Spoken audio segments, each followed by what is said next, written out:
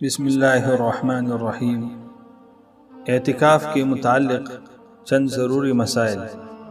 ماہ رمضان کی آخری عشرے میں کیا جانے والا اعتکاف سنت مؤکدہ علی الکفایہ ہے، یعنی بڑے شہروں کی محلے کی کسی ایک مسجد میں اور گاؤں و دیہات کی پوری بستی کی کسی ایک مسجد میں کوئی ایک آدمی بھی اعتکاف کرے گا تو سنت سب کی طرف سے ادا ہو جائے گی۔ اگر کوئی بھی اعتکاف نہ کرے تو سب گناہگار ہوں گے۔ اس اعتکاف کے چند مسائل یہ ہیں۔ مسئلہ نمبر 1، رمضان کی سنت اعتکاف کا وقت 20واں روزہ پورے ہونے کے دن غروب آفتاب سے شروع ہوتا ہے اور عید کا چاند نظر آنے تک رہتا ہے۔ معتکف کو چاہیے کہ وہ 20ویں دن غروب آفتاب سے پہلے اعتکاف والی جگہ پہنچ جائے۔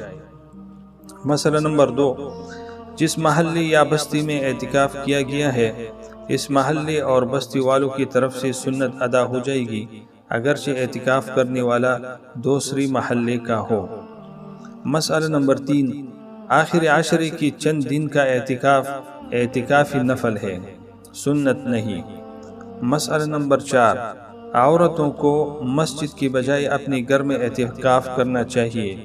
مسئلہ نمبر 5، سنت اعتکاف کی دل میں اتنی نیت کافی ہے کہ میں اللہ تعالیٰ کی رضا کے لیے رمضان کی آخر عشرے کی مسنون اعتکاف کرتا ہوں۔ مسئلہ نمبر 6، کسی شخص کو اجرت دے کر اعتکاف میں بٹھانا جائز نہیں۔ مسئلہ نمبر 7، مسجد میں ایک سے زائد لوگ اعتکاف کرے تو سب کو ثواب ملتا ہے۔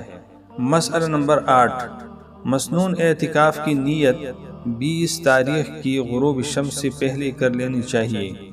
اگر کوئی شخص وقت پر مسجد میں داخل ہو گیا لیکن اس نے اعتکاف کی نیت نہیں کی اور سورج غروب ہو گیا تو پھر نیت کرنے سے اعتکاف سنت نہیں ہوگا۔ مسئلہ نمبر 9، اعتکاف مسنون کی صحیح ہونے کے لیے مندرجہ ذیل چیزیں ضروری ہیں۔ نمبر 1، مسلمان ہونا۔ نمبر 2، عاقل ہونا۔ نمبر 3، اعتکاف کی نیت کرنا۔ نمبر 4، مرد کا مسجد میں اعتکاف کرنا۔ نمبر 5، مرد اور عورت کا جنابت یعنی غسل واجب ہونے والی حالت سے پاک ہونا۔ یہ شرط اعتکاف کی جائز ہونے کے لیے ہے، لہٰذا اگر کوئی شخص حالت جنابت میں اعتکاف شروع کر دے تو اعتکاف تو صحیح ہو جائے گا لیکن یہ شخص گناہگار ہوگا۔ نمبر 6، عورت کا حیض و نفاس سے خالی ہونا۔ نمبر 7، روزے سے ہونا، یعنی اگر اعتکاف کے دوران کوئی ایک روزہ نہ رکھ سکے یا کسی وجہ سے روزہ ٹوٹ جائے تو مسنون اعتکاف بھی ٹوٹ جائے گا۔ نمبر 8، جس شخص کی بدن سے بدبو آتی ہو یا ایسا مرض ہو جس کی وجہ سے لوگ تنگ ہوتے ہو تو ایسا شخص اعتکاف میں نہ بیٹھے، البتہ اگر بدبو توڑے ہو جو خوشبو وغیرہ سے دور ہو جائے اور لوگوں کو تکلیف نہ ہو تو جائز ہے۔ وآخر دعوانا ان الحمد للہ رب العالمین۔